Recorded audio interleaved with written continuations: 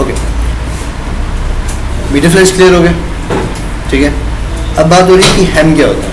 हेम basically क्या चीज़ के लिए यूज़ हो रहा है, अभी क्या बताया था मैंने, हेम क्यों यूज़ होता है, शेप देखिए क्या पता चल रहा है।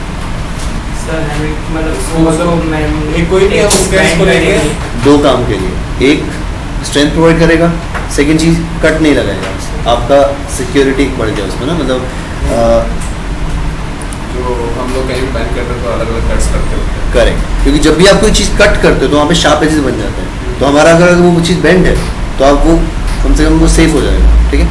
अब जैसे मैं हेम पे जाता हूँ तो मेरे पास बेसिक चीज़ है, जैसे हमने फ्लेंज में देखी थी, इसमें ऑटोमेटिकली डिफाइंड है, पिक किया, बेंड हो रहा है। अब बेंड कितना रेडियस पे हो, किस टाइप से हो, कितना बेंड देना है, बेंड के बाद प्रेस करना है कि नहीं करना, ये आपके पास टाइप्स यहाँ पे दे रखे हैं। जब आप यहाँ देख रहे हो इस तरह का बेंड भी हो सकता है, ठीक है, ऐसा बेंड भी हो सकता है, ऐसा भी हो सकता है, ऐसा भी हो सकता है। अब इन सब बेंड में खासियत क्या है कि यहाँ पे आपको कितना डिग्री का बेंड चाहिए, कितना एम की रेडियस पे चाहिए। सपोज अभी आपने लिखा कि यहाँ मुझे चाहिए था 2 एम के रेडियस पे, 2 एम का रेडियस ज़्यादा दिख रहा है यहाँ से, सपोज हमने किया 0.5 एम के रेडियस पे।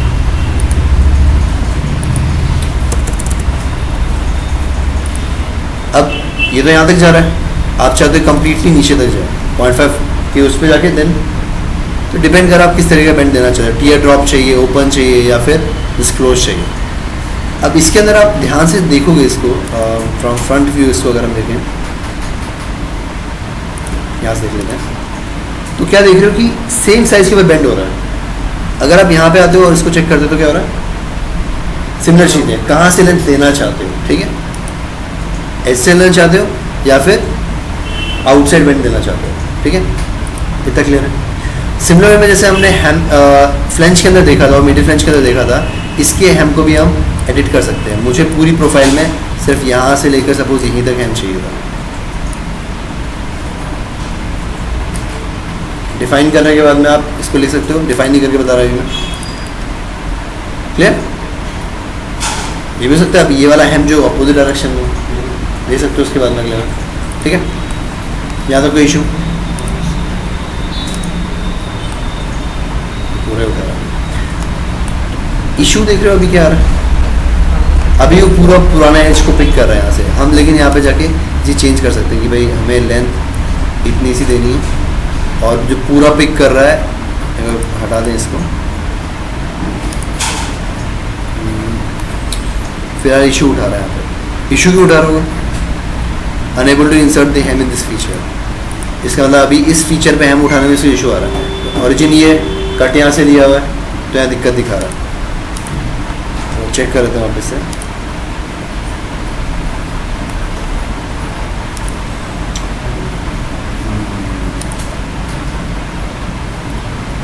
10 mm का रेडियस दे रहा है इसलिए बड़ा दिखा रहा है वहाँ पे, आपने इसको हटा देना है यहाँ से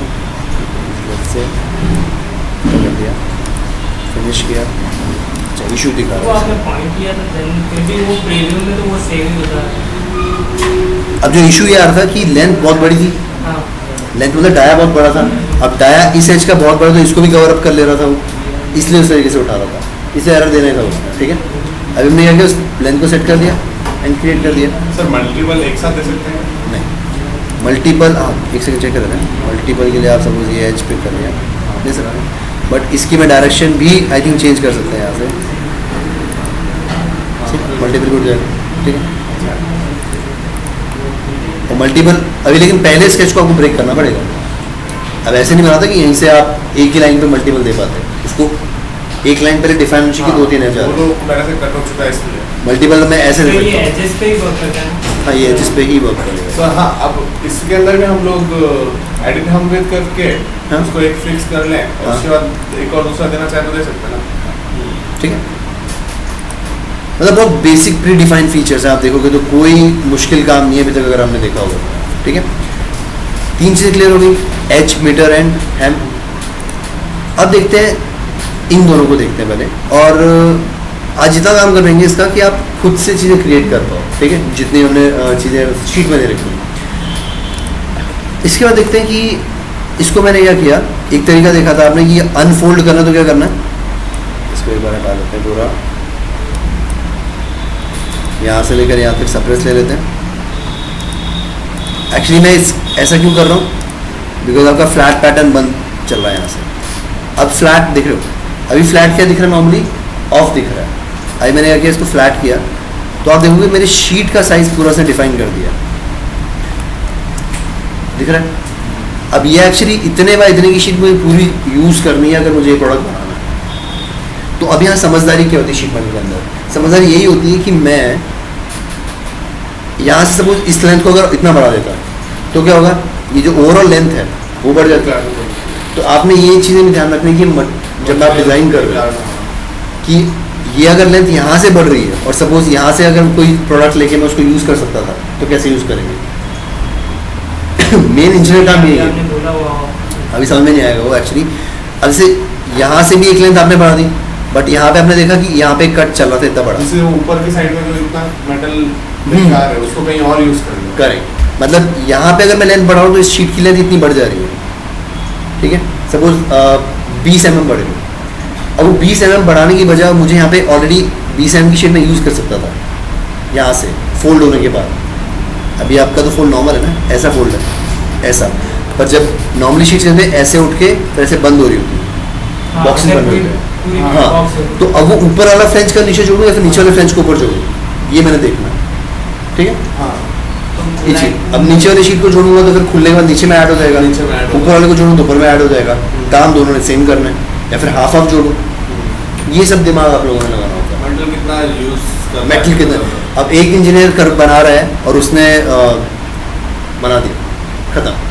अब वो मेरे प्रोडक्ट में पर शीट के ऊपर भी अगर मुझे 40 रुपये का नुकसान कर रहा है, ऐसे मुझे आप ऐसे काउंट किया करो, छोटे भी नहीं, 40 का तो है नहीं, वो प्रोडक्ट कम से कम 6000 क्वांटिटी का ऑर्डर है, तो 40 क्रॉस 6000 कितना हो गया, 24,000 नहीं हुआ, 2.4 लाख, 2.4 लाख। तो आपने बैठे बैठाए 2.4 लाख का नुकसान कर दिया। अब ये नुकसान ना ओनर को पता है, हाँ, लेकिन आपसे अगर सीनियर कोई इंजीनियर बैठा है उसको पता है। लेकिन अगर आप एज अ फ्रेशर ये काम नहीं कर रहे हो और उल्टा आपने कंपनी में जाके चीज़ सही कर दी तो आपके पास प्लस पॉइंट हो गया, क्लियर। तो आपको बेसिकली फ़ायदा करना है, जिसके लिए आप जॉब कर रहे हो उसका फ़ायदा कराना है, तभी आपकी प्रमोशंस और ये सब आगे जाएंगे। 2.5 लाख का फायदा करेंगे। हाँ, फिर अगले बार आपको 5000 का इंसेंटिव देने में उसको कोई इशू नहीं आएगा, बोनस दे देगा। 2.5 लाख दिया तो कहते हैं 2-3 लाख। हाँ, तो ये मेंटेलिटी थोड़ा लेके चल रही है उसमें, ना, क्लियर है यहाँ तक? ओके, अभी रिकॉर्डिंग में सब चीज़ आ रही है। चलो, इसके बाद हमने क्या करना है, यहाँ से उठा लेते हैं। यहाँ तक देखा था फ्लैट करने का चीज़ देख लिया था। मैंने आपको बोला था फ्लैट के ऊपर आपने कोई भी काम नहीं करना, मतलब मैंने फ्लैट किया, इसके ऊपर मैं कोई भी काम फिलहाल नहीं करूँगा अभी तक।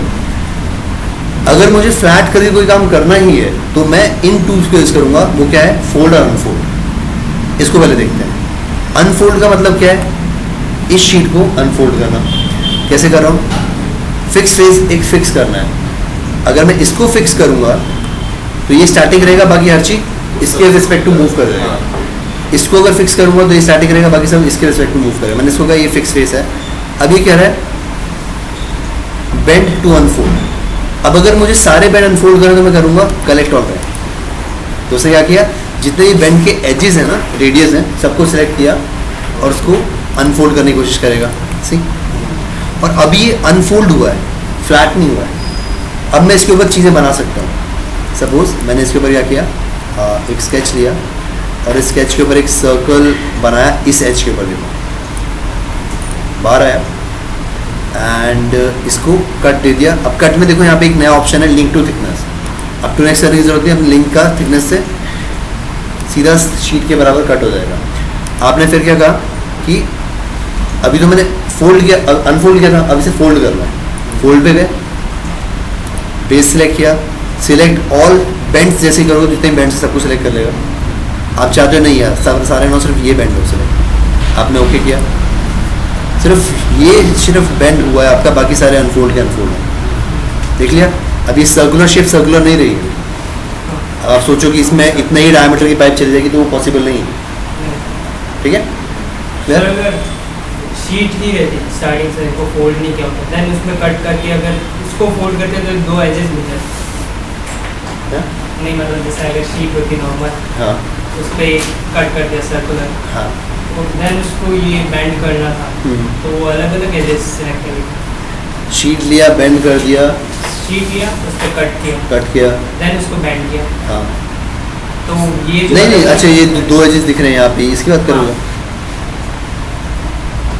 सर वही कहना चाहता है, अगर हमने अनफोल्ड किया, हाँ अगर उसको फ्लैट कर दे उसके बाद बना दे तो नहीं, फ्लैट करके, बैंड तो करना शुरू आपको से बताया शुरू ही से था। शुरू से स्टार्टिंग में शुरू में ही मतलब हाँ तो भी कुछ इशू नहीं है ना। अभी तक हमने क्या कहा है, देखो अभी अगर यहाँ पे कट लगा होता तो आप अगर एज फ्रेंच उठाते हो उसको ये एज अलग मिलता है, ये एज अलग मिलता पहली बार, वो वैसे ही सेम प्रोसेस। ठीक है। अभी जो और आई कमांड देंगे उसमें आपको ये भी जरूरत नहीं पड़ेगी, आपने सिर्फ कट दिया, एक लाइन बनाई, अब वो लाइन ऐड कर रही है एज आपका मशीन, आपने उस पर डाला सरफेस पे और उसको बोला बेंड कर दो, बस ठीक है। स्केच बेंड टूल हम यूज़ करेंगे, मेरा ठीक है। क्वेश्चन ये है कि फ्लैट करके अगर यही सर्कल बनाता तो क्या होता, अब देखो करते हैं, ये काम करते हैं, मैं इसको चलो इसको सप्रेस करते हैं, सर उससे ही बना हुआ। ठीक है। और इसको मैं फोल्ड, एक काम करता हूँ डिलीट कर देना सर, डिलीट इसलिए कर रहा हूँ क्योंकि अब मैं सारे सिलेक्ट करूँगा। मैंने फोल्ड किया, कलेक्ट ऑल बेंड किया, सारे उसने कलेक्ट कर लिए, अब करूँगा तो पहले शेप में आ जाएगा। अब अगर मैं फ्लैट करता हूँ, अभी फ्लैट हुआ है, बट आप नोट करना फ्लैट हमेशा नीचे दिखेगा, फ्लैट हमेशा लास्ट कमांड रहेगी आपकी। अगर फ्लैट के नीचे आपको कोई भी चीज़ आ रहा है तो आपने एडिशनल डाला है, वो वापस बेंड नहीं होगा, अच्छा मतलब अगर इसके ऊपर में आप सर्कल बनाना चाहो तो बनेगा ही नहीं। नहीं बनेगा, ठीक है ना, बनेगा। जैसे ये लेकिन चीज़ है, एक- ये चीज़ है, अब नोटिस करना क्या हो रहा है। अभी फ्लैट चल रहा है मेरा, यहाँ से पता चल रहा है, पिक किया मैंने, पिक किया, यहाँ पे मैं एक और सर्कल बनाता हूँ और इसको देखो हो क्या रहा है, यहाँ से बाहर गए, कट भी ले लिया मैंने, एक्सट्रूड कट भी ले लिया। नुकसान कब होगा बस वो देखना, कट हो गया। अब टेक्निकली आपका एक्सट्रूड कट यहाँ पे लगा है, लेकिन मेरा फ्लैट तो ये था, फ्लैट के नीचे एक्सट्रूड कट आया, जबकि हमेशा रूल के हिसाब से फ्लैट हमेशा नीचे होना चाहिए। नुकसान क्या होगा उसको और देखना। जैसे उसको बंद जैसे मैं अनफ्लैट करूँगा ना तो वो बंद हो गया, तो कट कोई मतलब नहीं है। वो कोई मतलब ही नहीं है, बनाया नहीं बनाया बराबर है। और समझ में आ गया। तो तो आपको बस सर वापस फ्लैट ऑन किया जाए तो वो एक्सक्लूड करना होगा। फ्लैट ऑन करेंगे तो वो दोनों कमांड मतलब नहीं है उसका। सब मतलब ही नहीं है। तो वो फ्लैट सिर्फ लास्ट स्टेज है कि आपने सब कुछ बॉक्स बना दिया, डिजाइन कर दिया, और उसको आप फ्लैट करके दिखाना चाहते हो कि भाई ये कैसा दिखता है, कैसा दिखेगा, ये शीट इतनी ये शीट इतनी है और शीट को कट करने को हम आगे देने वाले हैं। डायमेंशंस और वो सब देने के लिए। अभी ध्यान रखना, हमने के फैक्टर के बारे में नहीं पढ़ा, अभी सिर्फ तुम डिजाइनर हो, इंजीनियर नहीं बने अभी तक शीट के अंदर, ठीक है। जिस दिन आप के फैक्ट, अभी क्या है, शीट है कट हो रही है, तुमने तो दे दी कट करने के लिए, बट जब वो बेंड होके आई तो जो आपने बेंड होके लेंथ दी थी वो मैच नहीं कर रही। ऐसे ही करते क्यों?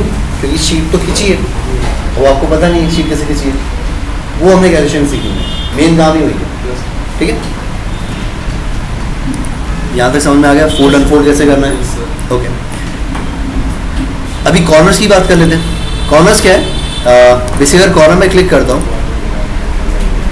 तो अभी कॉर्नर में सिर्फ हम सर, आज के लिए रहने देते सर, इतना कुछ कर- ज़्यादा हो गया क्या? हाँ सर, इतना कुछ कर ले पहले हम, चलो ठीक है, बाद में हो नहीं पाएगा। सर इतना अगर इसको कट एक्सट्रूड को ऊपर लेके आ जाए